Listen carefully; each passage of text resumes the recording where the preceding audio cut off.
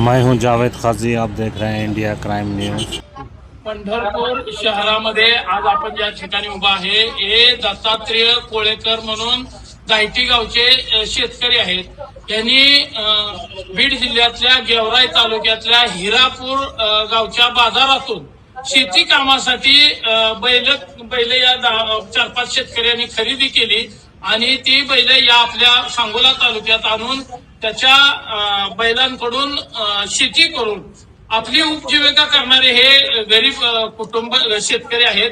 परंतु गोरक्षणाच्या नावाखाली शेतकऱ्यांच्या जनावरांवरती वाहने अडवून ती पोलीस स्टेशनला कायद्याच्या कचाट्यात अडकावून करण्याचं काही महाभाग या पंढरपूर शहरामध्ये हिंदुत्वाच्या नावाखाली करत आहेत आणि हा शेतकऱ्यावर प्रचंड मोठा अन्याय।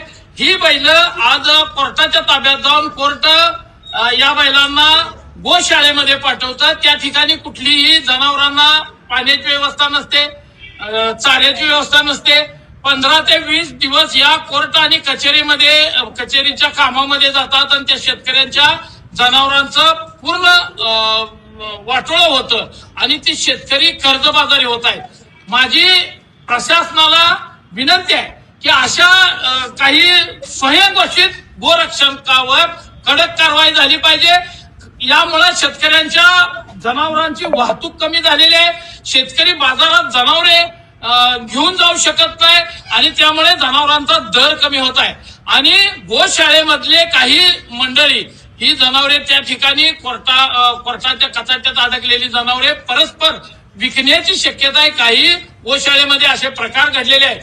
मी राज्याच्या मुख्यमंत्र्याला विनंती करतोय, शेतकऱ्यावर अन्यायकारक वागणाऱ्या काही स्वयंघोषित गोरक्षकांना सक्त अशा सूचना द्या। तसेच सोलापूरच्या SP साहेबांना विनंती करतोय, गावागावात अशा प्रकारची धाड सत्र घालणारी काही स्वयंघोषित गोरक्षक निर्माण झालेले आहेत, यांच्यावरती कडक कारवाई करा, अन्यथा या शेतकऱ्यांचं जगणं आता मुश्किल झालेलं आहे।